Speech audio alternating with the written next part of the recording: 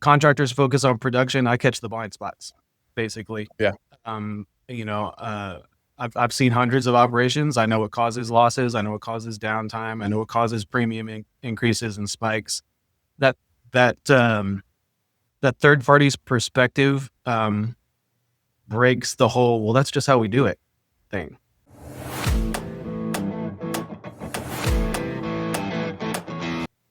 All right, everybody, welcome back to the Land It podcast. I'm Josh Stockel, host of the show. Glad to have my guest, John Adams. He is the owner of Pecan Field Services, works with contractors, insurers, property stakeholders, all those folks to help reduce risk, prevent costly incidents, and keep money in the business. So tonight, we are breaking down the simple, practical things contractors can do to save money, avoid unnecessary expenses, win better work, and protect their ability to grow. This isn't about lectures or bureaucracy. It's about staying profitable and eliminating the cost that drags companies down. John, welcome so much to the show. Appreciate you being on, brother. You bet, man. Glad to be here. Yeah. So tell us a little bit about you. Tell us about your business. What do you got? Yeah. Well, I always tell people that I definitely have the most random resume of anybody they've ever met. Probably never talked to somebody who's been a higher ed administrator, worked in law enforcement, worked in the fire service, done close protection, worked at a nonprofit and newspaper to boot. Really, I got into this work kind of by accident. I was, needing flexibility, had a young family, wanted to work for myself. And now years later, especially as a single parent, the ability to go and kind of pick the work that I do and have a flexible schedule and all that, it was kind of the drawing factor for me. But really, I figured out that, like you've heard the saying, right? That a jack of all trades is a master of none, but still always better than a master of one. Yeah. For sure. That's me. Right. And kind of fell into the work and realized, so you need somebody who kind of can literally see everything from every different angle: field, operational, strategic, finances, all that kind of stuff, and do it in a way that, as you said, reduce risks and increases profit and all that. I'm like, I could do that. Yes, I'm in. Mm-hmm. Yeah, that's cool. Yeah. For those of y'all don't know, like John is one of my buddies. Like he's one of my guys, and we've had a lot of conversations around the dirt world stuff. He's been along for the journey as we've gotten into helping, the various dirt world contractors and stuff. And so one day we were like, John, doesn't your stuff kind of fit this world? And he was like, yeah, I got some thoughts for you. I was like, well, let's go. Let's get you on the show. So glad you're here. Thanks for that intro. So in terms of your business, Pecan Field Services, if you guys haven't heard of them, tell us, what does your company do and like, who do you primarily serve? Yeah. So we kind of serve three different markets, three different areas. One, we do what's called insurance loss control.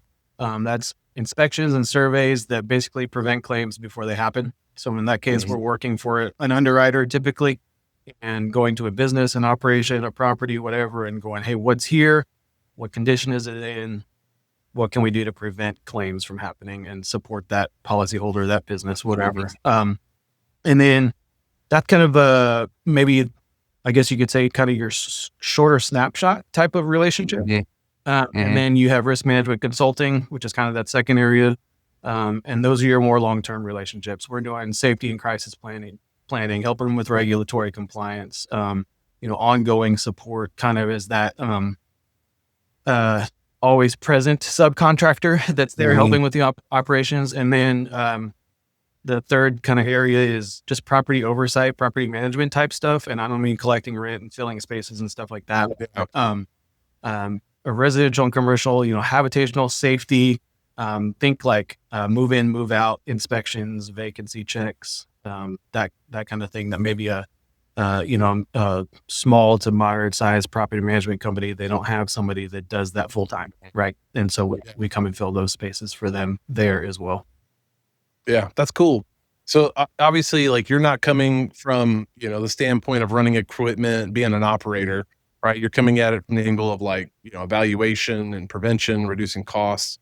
How do you think that outside perspective helps these types of contractors? Yeah. Well, kind of going back to the random resume, like one of my favorite things, particularly when it comes to your kind of industry and whether it be land clearing, general contractors, all that kind of stuff, kind of those type of businesses, I love actually showing up on those sites and going, actually, when I worked in higher ed, I built a bunch of buildings and I was on the construction site and running the construction site and things like that. But from the outside perspective, really, I think number one is that I'm not emotionally tied to their workflow. Right. So, you're like, don't need it. like, I'm just here to point out Yeah. some weak spots, like, Yeah. you still own your thing, right? Yeah. Contractors focus on production. I catch the blind spots, basically. Yeah. I've seen hundreds of operations. I know what causes losses. I know what causes downtime. I know what causes premium increases and spikes. That third party's perspective breaks the whole, well, that's just how we do it thing, right? Right. Be so pervasive in organizations and operations. When somebody else comes in, it's kind of like, I kind of tell people sometimes, you remember the movie Office Space? Like, Oh yeah. and I could forget that serious, right? I'm not annoying like those guys. It's this goal, right? It's like an outside stapler, outside brain, right? Yeah. Kind of taking a look at your operation, but yeah, you can keep your stapler. It's fine. At the make stapler. Or what was it? They took the bat to the printer. Yeah. Out in the yard. I might go help actually with that when we're done. I feel that. I feel that in my soul. Oh, well, that's cool. So, from the work that you do, what are the guys are going to want this straight away? Like, what are the most common ways contractors lose money without realizing it from your standpoint, your perspective? Probably 3 or 4 immediately that come to mind. Small equipment strikes, damage that go undocumented. Right, you're moving and going and trying to get the job done, and whether it's your own equipment or somebody else's equipment on site that's getting damaged in the process because you're just going, right? Poor housekeeping. Poor housekeeping leads to fires, injuries, and breakdowns. Fires, injuries, and breakdowns are immediate results of poor housekeeping. Ignoring small issues. Again, kind of going back to that timeline. Everybody's working on a timeline. Everybody needs it done yesterday. You can still work with urgency, right, when you ignore those small issues that compound over time is really what it amounts to. And then, oh my gosh, utility strikes for your people, for land clearing people. That's great that you have somebody coming out to mark utilities before you start clearing land. right. Why don't you have 2? Because I can't tell you how many times I've seen a scenario where they're like, well, the dude said that the gas line was right here, but really it was over here, and congratulations, you're now in the gas business. Right. To the two, Right. 250. Like, does that smell like gas? Do I smell? Anybody else smell gas? Right. And then all of that stuff, right, turns into extra labor hours, chaotic morale, Right. all of those things, right? Yeah. Oh, that's the one of the things I talked about with John was, for our guys, obviously there's some risk management and insurance aspect, and it's like, some of that's like, whatever. I paid, what is it, next insurance to give me my $1 million coverage. Now I'm good. I don't need to think about stuff anymore. And then you realize all of a sudden there's certain things they don't cover. There's some things we didn't even think about. I think what you're talking about, like, is way beyond just your typical, I cut down the wrong tree. Yeah. Like stuff that is. And so one of the things I asked John to do was like, hey, a lot of guys are going to want to know, how does this actually save me money or make me money? Yeah. Like that's the key in all this. If I could save money or make money, then this makes more sense to me. And so, and that's a great point, Josh, that maybe I didn't completely explain earlier, is that kind of one of the value adds that we provide for people like the ones that you're working with is we take all of that insurance speak. Sometimes even, agents are going to hate me for saying this. In fact, probably often better than the agents would, and go, hey, here's what this actually means for you. Like, agents start talking about exclusions and premiums and blah, blah, blah, blah, all this stuff. Like, people just gloss over, right? Right. Oh yeah. Come in and go, here's what this looks like on this neighborhood that you're about to clear for development. Right. Well, what do you think that contractors actually think? Like, what do they think affects pricing, and what actually does? affect pricing? Yeah, that one's fun. Because I know when we have combos, I'm always like, my brain just does not Yeah. think like that. Yeah. I don't see the world you see. So they think, number of trucks, pieces of equipment. They're not Yeah. wrong when they think these things, but they're just not entirely right. Okay. You think number of trucks, pieces of equipment, size of their contracts, size of their business, yeah, size matters. Congratulations. But maybe not in the way you think it does, right? And then their time in business, they're like, well, I've been doing it for, I can't tell you how many times, right? I hear people say, I've been doing this for 30 years. What do you mean by premiums going up? Right. And Right. what really matters is loss patterns. Okay. See the same things happening over and over again. Okay. Right. Documentation discipline. If I had like $5 for every time that I refer people to one of 50,000 apps in the App Store for documenting whether it's site conditions, equipment conditions, or whatever, like I wouldn't be talking to you right now. I'd be in the mountains somewhere in a cabin. I know. And you have a cool one too. You have this app that you take a photo on site and it puts a timestamp, location, right? Location, like all that kind of stuff. Yeah, super cool. And it's free. Like so many of them are thing. So yeah, loss history patterns, documentation discipline, maintenance culture. When you're in this time driven, deadline driven environment and it's just go, go, go, go, go. In fact, you and I were just talking about this recently on a personal level. I can kind of be the same way sometimes. I go, go, go, go, go. And then I'm like, oh, I haven't taken time to take care of myself. Right. And for your equipment, and your people, right? Right.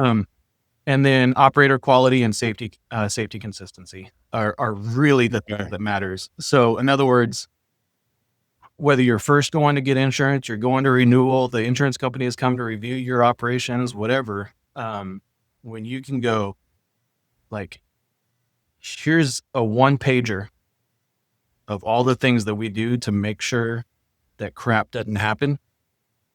That's what matters.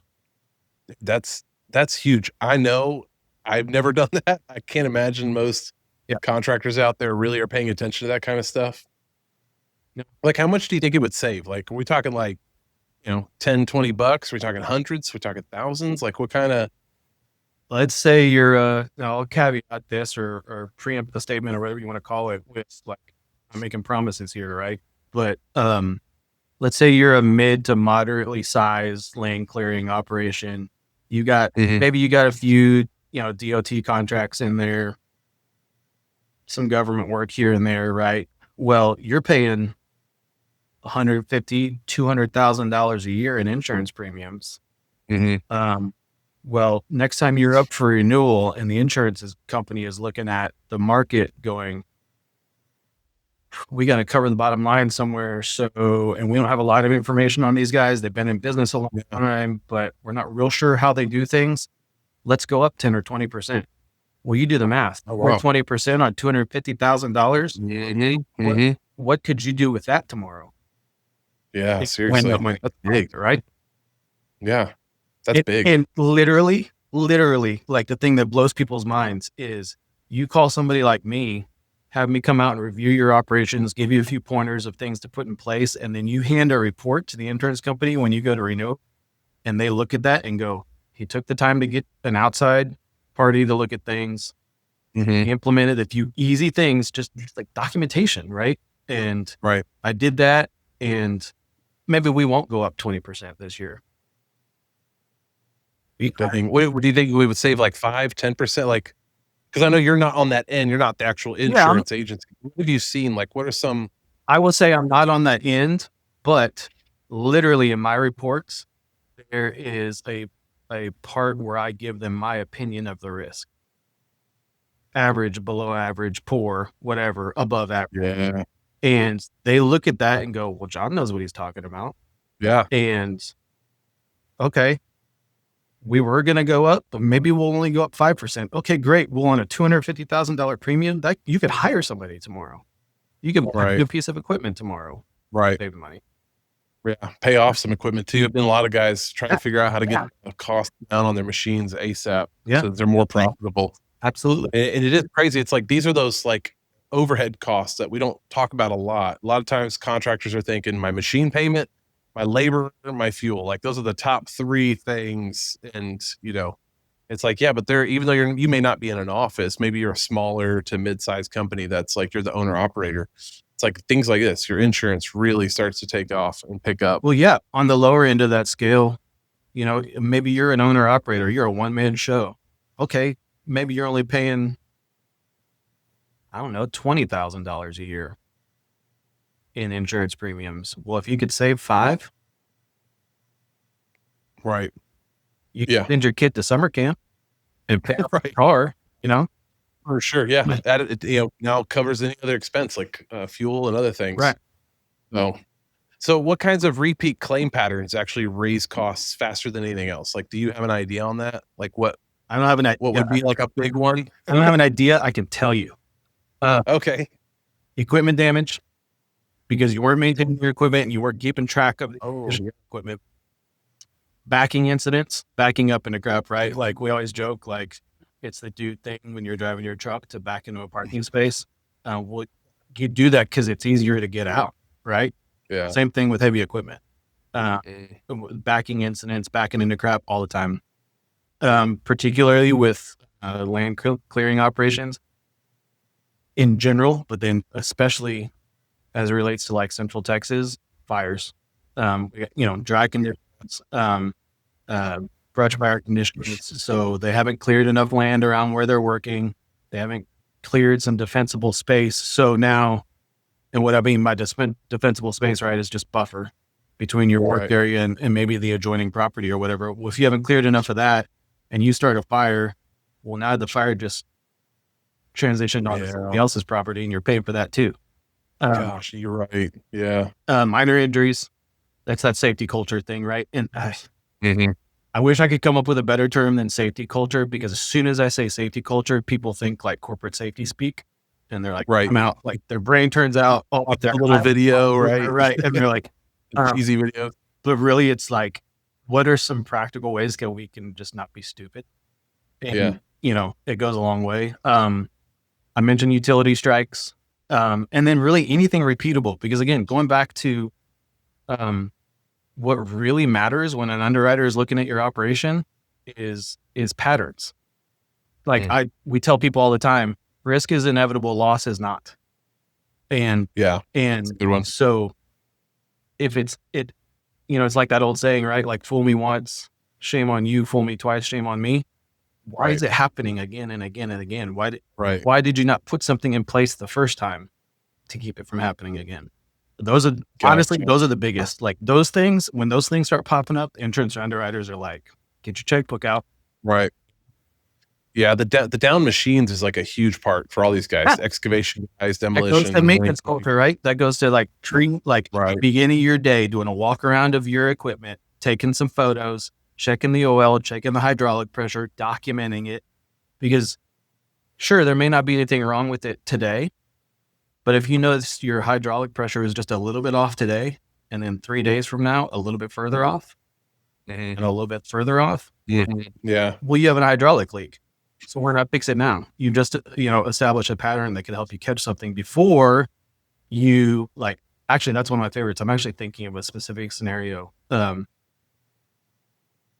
Is one of those, estate type developments where everybody's got like an acre or 2, 3 acres or whatever, and custom homes on all of them. Land clear, coming in, doing the site clearing and doing the site utility work for a lot next to a lot that's already been developed. He's right up next to the property line, and it's like a 0 property line, right? Like the other building right here.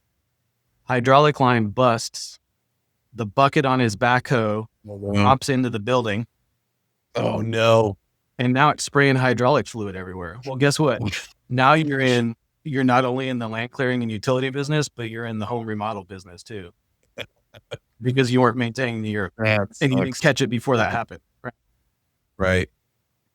Dang, that sucks. So all right, well, if a contractor, if they could only improve like one habit, because I know some of the guys are going to hear that and be like, man, I ain't got time to be photos and checking every single, nook and cranny of my business and all this on a regular basis. But like, if you could say, hey, improve one habit, which one would you say would save like the most money for these guys? I actually love that you asked that because people say that all the time, and particularly in kind of the type of companies you're working with, your general contractors, stuff like that. You get the bravado, you get the pushback, all that kind of stuff. And I'll look them straight in the eyes and go, you had time to post that picture on Facebook. You had your phone in your hand. Why couldn't you take a picture of your equipment and put it in that app that's right next to your Facebook app? Yeah, you're right. So you were looking at your phone, talk about safety culture, right? You were looking at your phone while you were operating the equipment, but you didn't have time to document the inspection. And so documentation, to answer your question, documentation that, like, whether it's land clears and utility contractors, or it's an existing apartment complex or a restaurant or whatever, like, it doesn't matter who it is. Nothing makes an insurance company happier than being able to say, I told you so, in good and bad. Right. Right. I can see that. Yeah. And so when you have documentation and you're able to say, I told you so, that means that when you go to clear land on one of those estate properties, right, and some yahoo with a 6-pack and a 4-wheeler was riding through there the night before and ran into the iron fence and bent it up. You didn't do that. But if you didn't take pictures before you started your work, and the homeowner comes out there and sees that lot and sees that damaged fence, guess who's paying for it? Yeah, that's true. You are. Yeah, that's true. Because you have no way of proving that it wasn't you. Yeah. I didn't even thought of that. Because I think the assumption is always like, it won't happen. Like, it was fine. I showed up. They know what we did. Well, I make a living because it does happen. No, John, that's what I'm saying. That's why I'm like, this is good that you're sharing this stuff, because you're the guy that sees this kind of stuff. So y'all don't know either too. When I hang out with John, you'll see him walk and his wheels are spinning. Like, he'll look at a property, he'll look at a situation, and you just know, like, he's really sitting there thinking through, like, how all of this affects, like, from the insurance side, and whether this is a legit, like, hey, these guys are clean, they're good to go. And others are like, I would not recommend them for the insurance company. Right. So I'm telling y'all what John is saying today, like, these are the things you guys need to be thinking about, because it really does have an impact. And it's like, I always say on insurance is like, nobody likes insurance until you need it. I hate those guys. And then you're like, oh, I love insurance companies. Oh, please cover everything for me. Yeah. And like you're saying is like, makes sense. It's like, well, then cover your bases so that you can get the most out of it on a claim, but also just in your annual costs associated with that. Yep. If you can show documentation, if you're taking the time to do that stuff, then a guy like you will look at a bigger company and say, yes, they're good to go. Right. Yeah. Yeah. I love that. Have you ever seen, like, contractors lose opportunities because they didn't meet requirements or expectations? 100%. Yeah. Especially the larger ones. Like, I was wondering that. If you want to be, the big guys, one of the big guys, and I'm sure your people, I've heard it said before when you've interviewed people, like, you want to be one of the big guys, you're going to get government contracts and DOT contracts, right? Yep. Well, you don't get those without documentation out the wazoo. Yeah. You don't get those without a clean loss run history. So, and by the way, when I say loss runs in the insurance industry are like your police record, like your criminal record. Not criminal, obviously, right? But like, when somebody goes and pulls your background in the insurance industry, we're pulling your loss runs. And when we see pattern after pattern after pattern and loss after loss after loss that all look exactly the same, that tells us that you weren't documenting, and we're like, see ya, we're out. Not happening. Like, completely lose it, or like lose it all. The rates just jump. Well, yeah. Like, on the coverage side, like, rates jump, or you'll lose your coverage altogether, right? Altogether, yeah. I keep seeing a pattern. But to answer your question, like, getting those big jobs and making the big money, well, you're going to get them through government and DOT contracts, and you don't get government or DOT contracts without that documentation. Yeah, that's true. That makes sense. We our last interview, was with a company, HLC Site Services. Dave was the owner's name, and he's running a commercial level site service company. So they're doing a lot of the pre-work before buildings and stuff go up. All commercial. Been doing it for 20 years. Obviously revenue in the millions, but some of our combo was around that, like, okay, who's in charge of this, especially at that level when it's not just owner operator, but who is in charge of doing all these moving pieces. So if you're in the field, someone's got to be taking care of office or vice versa. And then now his level, I think he said he's got 4 crews that are going different directions, sometimes different states. Yeah. And each crew has its own leader and stuff. And so he's got to be thinking through all of that. So I would assume your recommendation would be, the crew leaders at each one of those is doing stuff like this, and then has somebody directly report, like, that they have to send that back to. Yeah. As an owner, as a principal, whatever, like, you're setting the culture and the expectation. But like, it's like Lincoln and Grant, right? Like, you got to have your Grant, that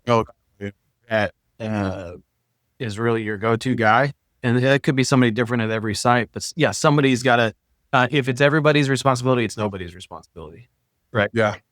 So yeah, you need to have somebody who's a go-to. And going back to the app-based thing, man, like, there's just no excuse. You can have guidelines, you can have, pre and post inspections of your equipment. You can have toolbox talks once a week, and it's all in an app that literally your site guy, all he has to do is pull out his phone and read it. And that's it. Nice. Like, I do, I'm sitting at my desk right now and I got 3 giant monitors in front of me, but most of anything I do in the field is with an iPad in my car. And there's just, like, it was a little bit more complicated 20 years ago. Now there's just no excuse. Yeah, for sure.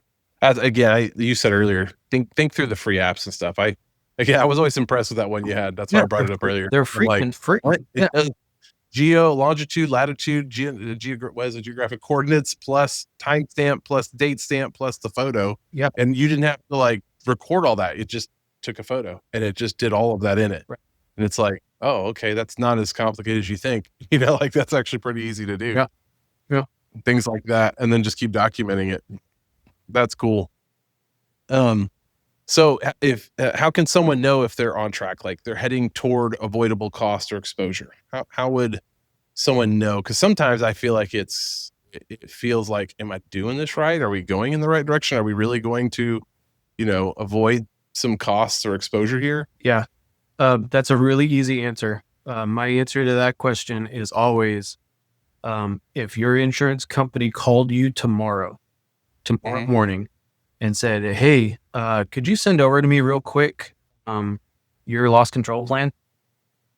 Oh, okay. Which really, loss control plan is just insured speak for, here's our safety guidelines, here's the documentation that we keep track of, the equipment, site conditions, whatever, like, here's all this stuff.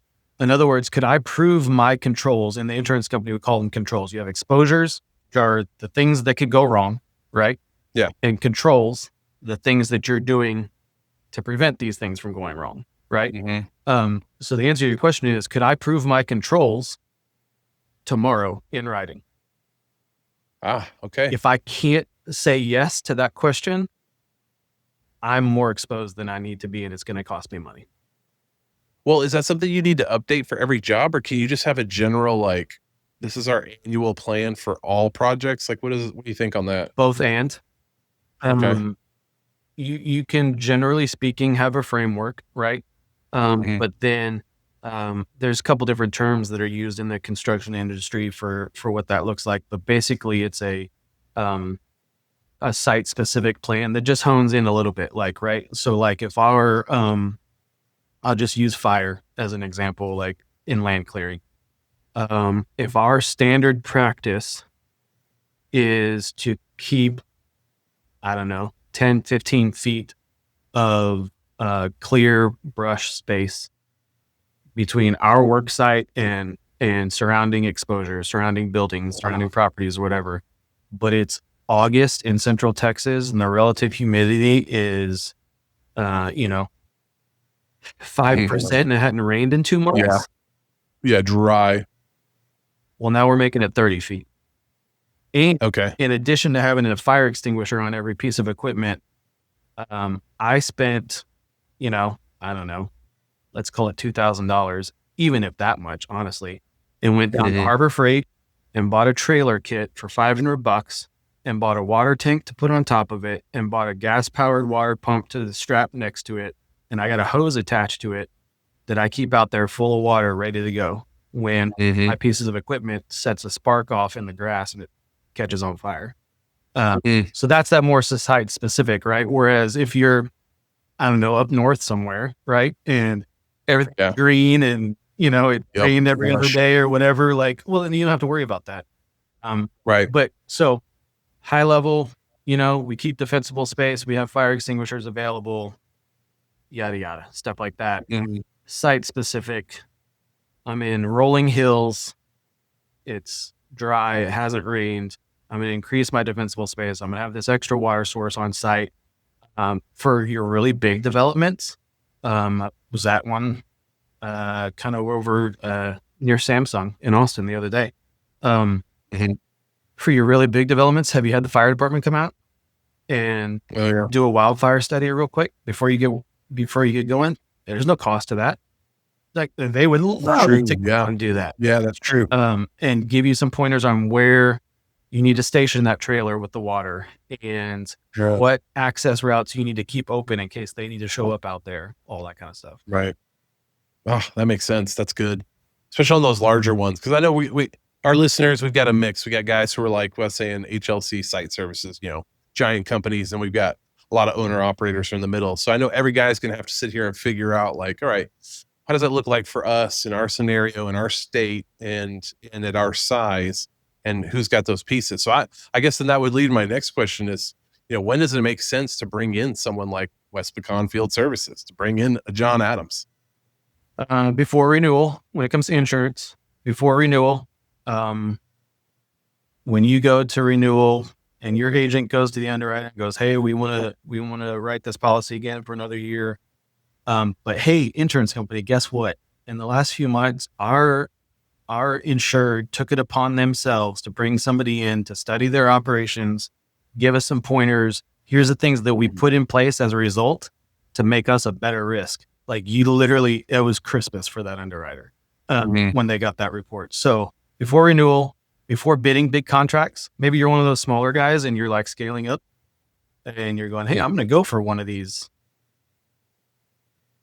Like really big ones, yeah. Really big ones, this neighborhood, whatever, right? Like before bidding those new contracts, after a loss pattern, if you've had a couple of some kind and you go, man, I've been standing by scratching my head. I don't know where that came from. We can pretty quickly come in and go, I'll tell you exactly where that came from. And here's what you do. I mentioned scaling. When you're entering the big dog world, right? Utility, DOT type work. There's a lot of documentation that's got to be done.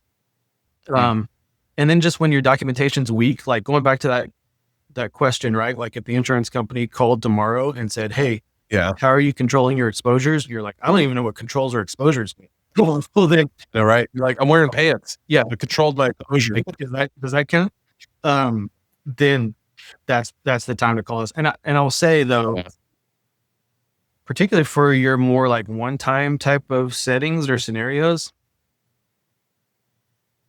a lot of guys are surprised that whether they're a big operation or they're one of those individual owner operators, if they'll give me 30 minutes and then set me free to go wander a little bit around the operation, I'll come back to them with a report that saves them thousands of dollars.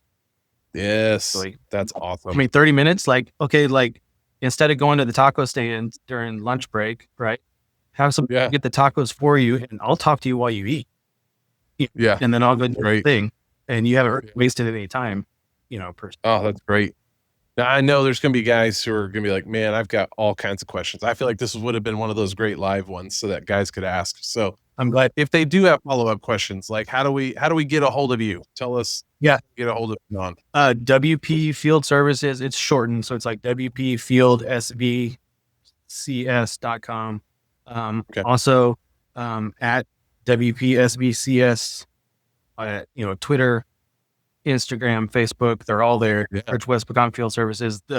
One of the things we do is we just post a ton of content about like tips and tricks. And hey, have you ever thought about this?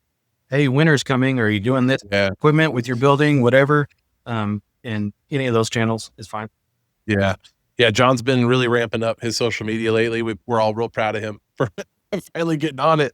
But the great part is it's added value. So you guys go follow him and his company on social. You'll get a lot out of that.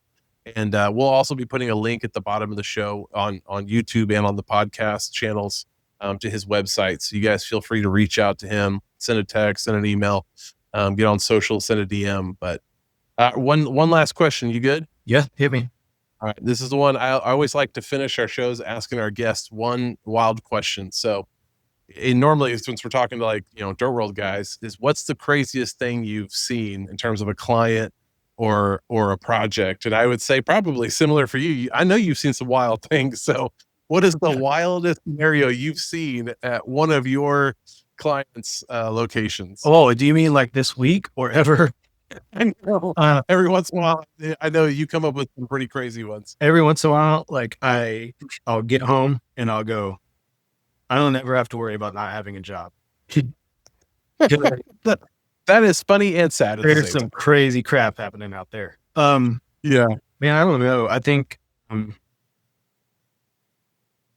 it's not a land clearing thing, but like one of the funnier ones lately.